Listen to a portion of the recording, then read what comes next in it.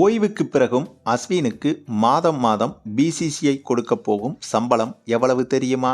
ஆச்சரியத்தில் சச்சின் மற்றும் தோனி. சற்று முன் வெளியான சுவாரஸ்ய தகவல்.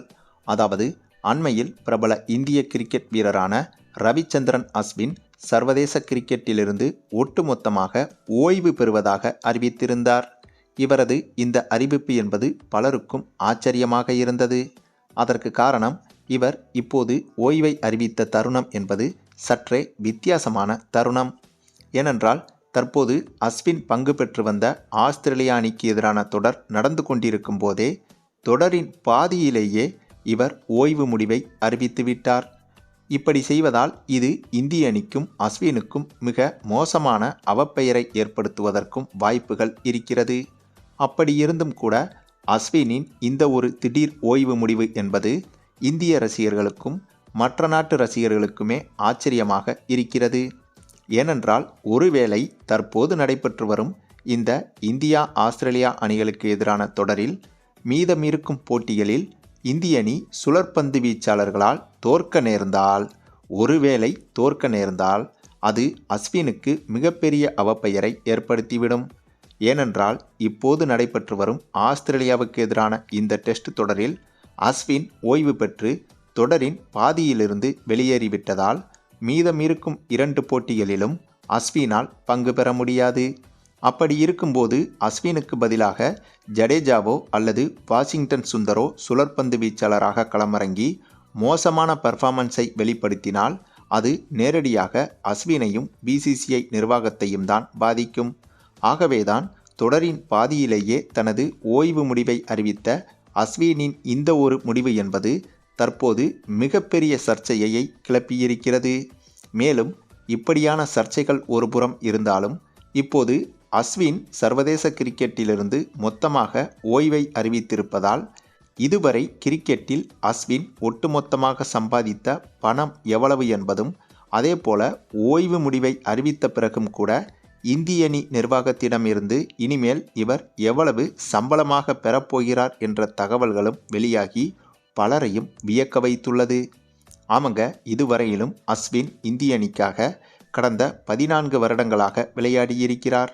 இதில் இவர் மொத்தமாக இந்திய அணி நிர்வாகமான பிசிசிஐயிடமிருந்து மட்டுமே, அதாவது சம்பளமாக மட்டுமே கிட்டத்தட்ட 70 கோடிக்கும் அதிகமாக வாங்கியிருப்பதாக கூறப்படுகிறது.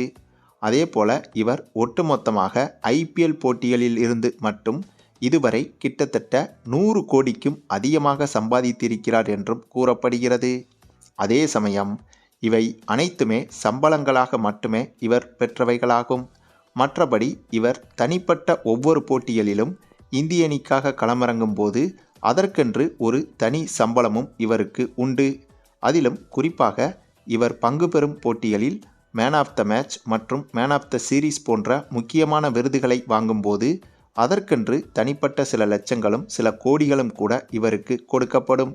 ஆக man of the match, man of the series போன்ற இந்த வழிகளில் இவர் சம்பாதித்த தொகை மட்டும் கிட்டத்தட்ட 100 முதல் 150 கோடி வரை இருக்கலாம் என்றும் சொல்லப்படுகிறது.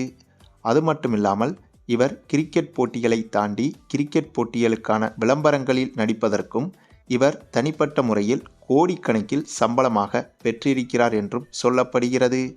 அதாவது, ஐபிஎல் மற்றும் உலகக்கோப்பை போன்ற முக்கியமான கிரிக்கெட் தொடர்கள் வரும்போது அதற்காக விளம்பரங்களில் நடிப்பதற்காக மட்டுமே இவர் கோடிகளில் சம்பளம் வாங்கியிருக்கிறார் என்பதும் குறிப்பிடத்தக்கது.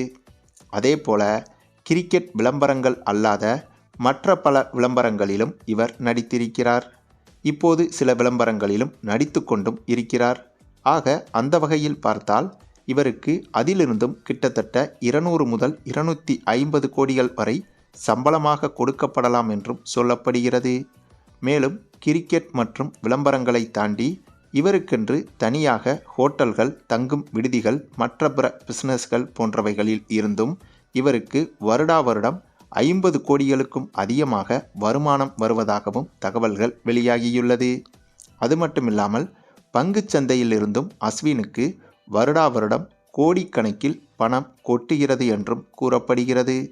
கிட்டத்தட்ட பங்குச் சந்தைகளில் இருந்து மட்டுமே இவருக்கு வருமானமாக எக்கச்சக்கமான கோடிகள் வருவதாகவும், அத்தகைய கோடிகள் கணக்கில் அடங்காமல் கூட இருப்பதாகவும் தெரிகிறது. உத்தேசமாக 200 முதல் 500 கோடிகள் வரை பங்குச்சந்தையிலிருந்து மட்டுமே இவருக்கு லாபம் வருவதாகவும் கூறப்படுகிறது. அதுபோக அஸ்வினின் தனிப்பட்ட யூடியூப் சேனல் மூலமாகவும் மற்றும் மற்ற சேனல்களுக்கு இவர் இன்டர்வியூ கொடுப்பதற்காகவும், அதே சமயம் டிவி தொலைக்காட்சிகளில் இவர் பங்கேற்பதற்காகவும் இவருக்கு அதிலும் 50 முதல் 100 கோடிகள் வரை வருமானமாக வரலாம் என்றும் பேசப்படுகிறது. ஆக மொத்தம் இவருக்கு வருமானமாக மட்டுமே கிட்டத்தட்ட 1000 கோடிக்கும் அதிகமாக வருமானம் வருகிறது என்றும் யூகமாக கூறப்படுகிறது. அது மட்டுமில்லாமல் இவரின் ஒட்டுமொத்த சொத்து மதிப்பு என்பது குறிப்பிட்டு சொல்ல முடியவில்லை என்றாலும் கூட இவரின் வருமானத்தை வைத்து இவருடைய சொத்து மதிப்பு என்பது 1000 கோடிகளை தாண்டிதான் இருக்கும் என்றும் கூறப்படுகிறது. அது மட்டுமில்லாமல் இதில் கூடுதல் ஆச்சரியம் என்னவென்றால், வழக்கமாக கிரிக்கெட் போட்டியிலிருந்து ஓய்வு பெறும் வீரர்களுக்கு ஓய்வு பெற்ற பிறகும் கூட இந்திய அணி நிர்வாகமான BCCI வந்துட்டு மாதம் மாதம் சம்பளமாக சில தொகைகளை கொடுப்பதுண்டு. வழக்கமாக ஓய்வை அறிவிப்பதற்கு முன்பு இந்திய அணியில் விளையாடி கொண்டிருக்கும் போதே ஒவ்வொரு வீரர்களுக்கும் குறிப்பிட்ட அவர்களின் திறமைக்கேற்ப 7 கோடி, 5 கோடி, 3 கோடி, 2 கோடி என ஒவ்வொரு வீரர்களுக்கும் தனித்தனி பட்டியலில் இப்படியாக கோடிகளில் சம்பளமாக கொடுப்பதுதான் BCCI நிர்வாகத்தின் வழக்கம். ஆக அந்த வகையில் அஸ்வின் வந்துட்டு ஓய்வு பெறுவதற்கு முன்பு வரையிலும் இவருக்கு BCCI 5 கோடி வரையிலும் வருமானமாக கொடுத்து வந்தது. அதன் பிறகு இப்போது என்னன்னா, இவர் ஓய்வை அறிவித்த பிறகும் கூட இவருக்கு BCCI தரப்பிலிருந்து மாதம் மாதம் குறிப்பிட்ட சில தொகைகளை BCCI இவருக்கு காலம் முழுக்க வழங்கும் என்பதும் குறிப்பிடத்தக்கது. அதாவது கிட்டத்தட்ட அஸ்வின் ஓய்வை அறிவித்ததற்கு பிறகும் கூட மாதம் மாதம் இவருக்கு இந்திய அணி நிர்வாகமான BCCI தரப்பிலிருந்து கிட்டத்தட்ட 55,000 முதல் 1,00,000 வரையிலும் இவருக்கு பென்ஷன் முறையில் சம்பளமாக வழங்கப்படும் என்ற தகவல் வெளியாகியிருக்கிறது. இந்த தகவல்தான் தற்போது பலருக்கும் வியப்பாகவும் உள்ளது. யானை இருந்தாலும் 1000 பொன், இறந்தாலும் 1000 பொன் என்பதற்கேற்ப கிரிக்கெட் வீரர்கள் விளையாடும் போதும் கோடிகளில் சம்பளம், விளையாட்டை நிறுத்தியதற்கு பிறகும் லட்சத்தில் பென்ஷன் சம்பளம் என்று இவர்களுக்கு BCCI தரப்பு வாரி வழங்குகிறது என்றே சொல்லலாங்க. மேலும் இதுபோக இனிமேல் BCCI தரப்பில் ஏதேனும் நிகழ்ச்சிகள் நடத்தப்பட்டால் அதில் பங்கு பெறும் போதும் கூட ஓய்வு பெற்ற நட்சத்திர வீரர்களுக்கு குறிப்பிட்ட சில லட்சங்களை சம்பளமாக BCCI வழங்கும் என்றும் சொல்லப்படுகிறது. இதுபோக இதுவரை அஸ்வின் கிரிக்கெட் விளையாடிய காலத்தில் இவர் பயன்படுத்திய பேட்டுகள், பந்துகள் என குறிப்பிட்ட ஒரு விளம்பரதாரரின் பெயரை பயன்படுத்திதான் பேட்டுகளையும் பந்துகளையும் இவர் குறிப்பிட்ட சில போட்டிகளில் பயன்படுத்தியிருப்பார். ஆக அதற்கும் இவருக்கு தனிப்பட்ட முறையில் சில கோடிகள் கொடுக்கப்படும். அதே போல சர்வதேச போட்டிகள் அல்லாமல் லோக்கல் போட்டிகளில் இவர் விளையாடும் போது அதில் இவர் அணிந்திருக்கும் ஜெர்சிகளில் சில விளம்பரங்கள் காட்டப்பட்டிருக்கும். ஆகவே அந்த விளம்பரங்களில் இருந்தும் அஸ்வினுக்கு தனிப்பட்ட முறையில் சில லட்சங்கள் முதல் கோடிகள் வரையிலும் வருமானமாக கிடைக்கும். ஆகவே சுருக்கமாக சொல்லப்போனால் கிரிக்கெட் போட்டிகளில் அஸ்வின் போல நட்சத்திர வீரராக உருவெடுத்துவிட்டால் நின்னாலும் காசு, உட்கார்ந்தாலும் காசு, ஓடினாலும் காசு என இப்படி என்ன செய்தாலும் காசு காசு காசு தாங்க. அப்படியே பணமழை கொட்டுன்னு கொட்டிவிடும். அதே சமயம் ஒருவேளை கிரிக்கெட் போட்டிகளில் அஸ்வின் அளவுக்கு எல்லாராலும் கிரிக்கெட் போட்டிகளில் இந்தளவுக்கு சிறந்து விளங்கவும் முடியாது. ஆகவே அவர்களின் நிலைமை என்பது எப்போதும் கேள்விக்குறியாகத்தான் இருக்கும். சரி, நீங்கள் சொல்லுங்கள், அஸ்வினின் இந்த ஓய்வு முடிவை பற்றியும் அஸ்வினின் இத்தகைய கோடிக்கணக்கான சம்பாத்தியத்தை பற்றியும் நீங்கள் என்ன நினைக்கிறீங்கன்னு உங்களுடைய கருத்துக்களையும் கமெண்டில் தெரிவிங்க.